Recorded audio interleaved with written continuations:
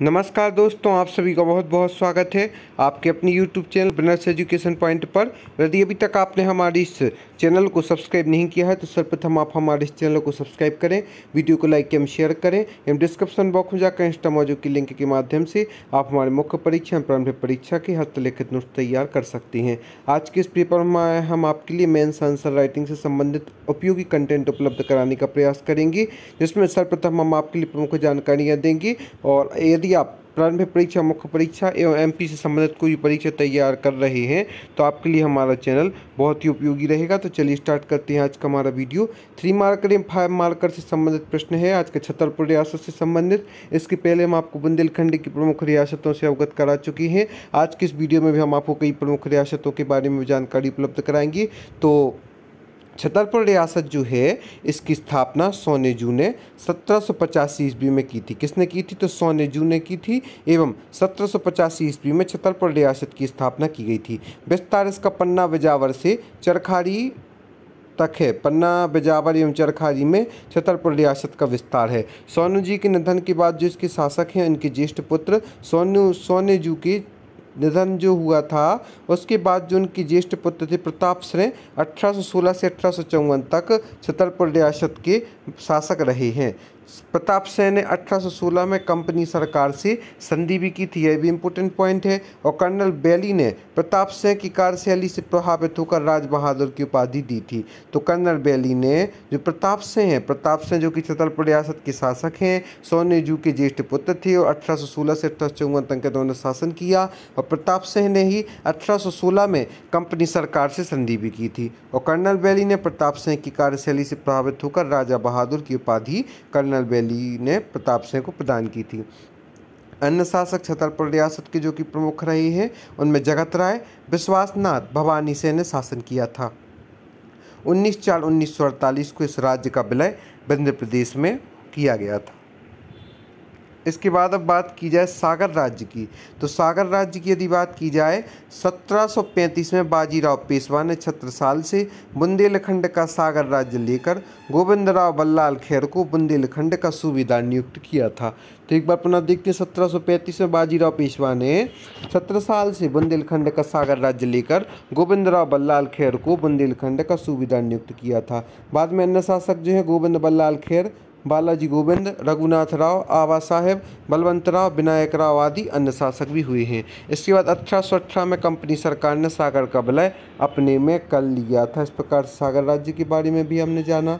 और भी जो प्रमुख बिंदु हैं इसके उनको भी हम चर्चा करेंगे। साहेगढ़ राज्य जो है राज्य विभाजन में पन्ना नरेश छत्रसाल ने अपने पुत्र हृदय साय को 1732 से 1739 को यह रियासत दी थी। साहेगढ़ राज्य से भी संबंधित उपयोगी प्रश्न पूछे जा सकते हैं। बाद में 1744 ईस्वी में पृथ्वीराज 1744 से 1772 ने अपने भाई पन्ना के राजा सवा सिंह से 3 लाख रुपए देकर साहेगढ़ क्षेत्र प्राप्त किया था। किसने? तो 1744 ईस्वी में पृथ्वीराज ने अपने भाई पन्ना के राजा सवा सिंह से 3 लाख रुपए देकर साहेगढ़ क्षेत्र प्राप्त किया था। पृथ्वीराज के बाद पुत्र हरि सिंह राजा बना था। कौन राजा बना था? तो पृथ्वीराज के बाद जो पुत्र हरि सिंह राजा बना था। हरि सिंह के बाद मर्दन सिंह शासक बने। मर्दन सिंह ने मालथौन दुर्ग बनवाया था। यहाँ प्रश्न पूछा जा सकता है कि मालथौन का दुर्ग किसने बनवाया था? तो मर्दन सिंह ने मालथौन का दुर्ग बनवाया था। हरि सिंह के बाद मर्दन सिंह शासक बने थे। अन्य शासक जो इसके हैं अर्जुन सिंह बकातली हुए हैं। और 1857 ईस्वी की क्रांति में के दौरान बकाथली के सेनापति बोधन दउआ ने गड़ाकोटा पर अधिकार कर लिया था। बकाथली का नाम 1857 की क्रांति में प्रमुख रूप से आता है। इन्होंने 1857 ईस्वी की क्रांति के दौरान बकाथली ने सेनापति बोधन दउआ ने गड़ाकोटा पर अधिकार प्राप्त कर लिया था। 1858 को बकाथली ने आत्मसमर्पण कर लिया था। तो जो साहेगढ़ राज्य की प्रमुख बात यह है कि राज्य विभाजन में पन्ना नरेश छत्रसाल ने अपने पुत्र हृदय से 1732 से 1739 को रियासत दी थी। बाद में 1744 ईस्वी में पृथ्वीराज ने 1744 से 1772 तक अपने भाई पन्ना के राजा सवा सिंह से 3 लाख रुपए देकर साहेगढ़ क्षेत्र प्राप्त किया। पृथ्वीराज के बाद पुत्र हरि सिंह राजा बना। हरि सिंह के बाद मर्दन सेन शासक बने। मर्दन सेन ने मालथुन दुर्ग बनवाया। अन्य शासक अर्जुन सेन बकत अली सिंह थे और 1857 ईस्वी की क्रांति के दौरान बकत अली के सेनापति बोधन दहुआ ने गराकोटा पर अधिकार कर लिया था। 1858 को बकत अली ने आत्मसमर्पण कर दिया था। इसके बाद हम आपको और भी प्रमुख रियासतों के बारे में बताएंगे। अब हम बात करते हैं बुंदेला राजवंश की नींव किसने डाली थी। तो 1501 में रुद्र प्रताप सिंह बुंदेला ने बुंदेला राजवंश की नींव डाली थी। यह प्रश्न 3 मार्क का नहीं पूछा जा सकता है, तो आप लिख सकते हैं कि बुंदेला राजवंश की नींव रुद्र प्रताप सिंह बुंदेला ने डाली थी। और कब डाली थी, तो 1501 ईस्वी में डाली थी। किस शासक बुंदेला ने ओरछा से टेहर राजधानी स्थानांतरित की थी। तो विक्रमादित्य सिंह बुंदेला जो थे, इन्होंने ओरछा से टेहर राजधानी को स्थानांतरित किया था। बुंदेलखंड में शामिल प्रमुख जिलों के नाम बताएं। तो यूपी के तो जालौन, झांसी, ललितपुर, चित्रकूट, हमीरपुर, बांदा और महोबा है जो बुंदेलखंड में शामिल हैं। और मध्य प्रदेश में जो है सागर, दमोह, टीकमगढ़, छतरपुर, पन्ना, दतिया और एक नया जिला निवाड़ी जो बन गया है वह भी इसमें शामिल है। तो मध्य प्रदेश में 7 जोड़े जाएंगे, सागर, दमोह, टीकमगढ़, छतरपुर, पन्ना, दतिया और निवाड़ी। और यूपी में जालौन, झांसी, ललितपुर, चित्रकूट, हमीरपुर, बांदा, महोबा आदि प्रमुख रूप से हैं। अब 3 मार्कर में आपसे यदि पूछा जाए आलाउदल कौन थे, तो आपको इतना लिखना है आलाउदल चंदेल राजा परमार के सेनापति दशराज के पुत्र थे। वंश है इनका अहीर वंश, जो आलाउदल हैं इनका अहीर वंश है और अपनी शौर्य एवं वीरता के कारण प्रसिद्धि प्राप्त की थी। आलाउदल का नाम आपने सुना होगा, आला गायन भी होता है जो कि शायद जगनेक के द्वारा किया गया है। तो आलाउदल चंदेल राजा परमार के सेनापति दशराज के पुत्र थे। वंश इनका अहीर वंश है, अपनी शौर्य एवं वीरता के कारण प्रसिद्ध हुए हैं आलाउदल। हम आपके यहाँ पर बता दें, आप हमें फेसबुक, यूट्यूब, इंस्टाग्राम, टेलीग्राम आदि के माध्यम से भी ज्वाइन कर सकते हैं। और समाजशास्त्र, लोक प्रशासन, मध्य प्रदेश की प्रमुख रियासतें, हिंदी, एथिक्स, पॉलिटी, जियोग्राफी आदि सभी सब्जेक्ट के नोट्स परचेस कर सकते हैं जो कि हैंड रिटन एवं टॉपर्स के द्वारा तैयार किए गए हैं। तो आपके लिए अच्छा शुभ अवसर आया है जब आप व्यवस्थित रूप से इसका उपयोग करके अपनी तैयारी कर सकते हैं और अच्छे से अच्छे नंबर प्राप्त कर सकते हैं। बाक्यपति कौन थे, तो चंदेल वंश का शासक जिसने शासन किया है 845 से 865 ईस्वी तक चंदेल वंश के शासक ने शासन किया है। यह नन्नुक के उत्तराधिकारी थे। इन्होंने क्षितिप की उपाधि धारण की थी। जो बाक्यपति मुंज कहलाते हैं, इन्हें चंदेल वंश का शासक माना जाता है। 845 से 865 तक इन्होंने शासन किया। नन्नुक के जो हैं उत्तराधिकारी थे, उन्होंने क्षितिप की उपाधि धारण की थी।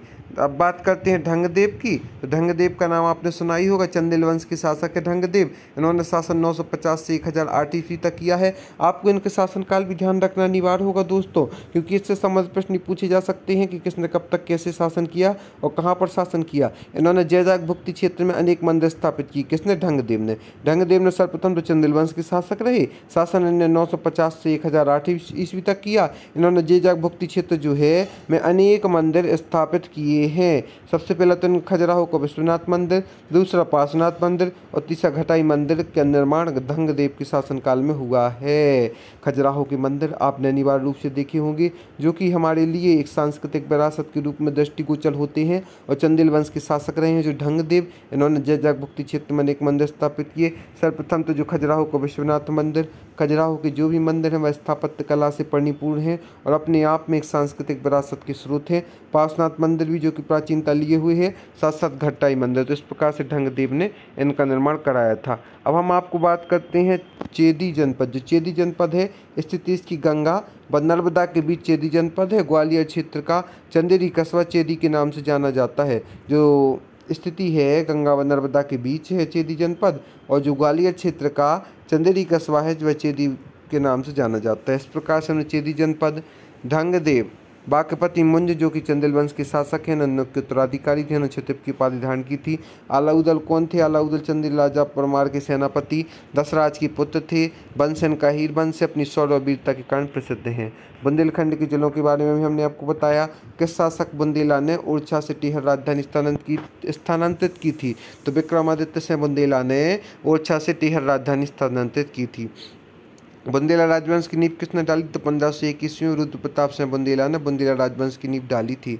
बुंदेलखंड में स्वतंत्रता संग्राम को समझाइए, तो भारत की आज़ादी के प्रथम संग्राम की ज्वाला मेरठ की छावनी से भड़की थी, जैसा कि आप सभी को विदित होगा। किंतु कहा जाता है कि मेरठ के संग्राम के 15 साल पहले बुंदेलखंड की धर्मनगरी चित्रकूट में क्रांति का सूत्रपात हुआ था। तो यदि बुंदेलखंड में स्वतंत्रता संग्राम को समझा ये पूछा जाता है 3 मार्कर के हिसाब से, तो भारत की आज़ादी के प्रथम संग्राम की जो ज्वाला है वह मेरठ की छावनी से ही भड़की थी। और किंतु कहा जाता है कि मेरठ के संग्राम के 15 साल पहले बुंदेलखंड की धर्मनगरी चित्रकूट में क्रांति का सूत्रपात हुआ।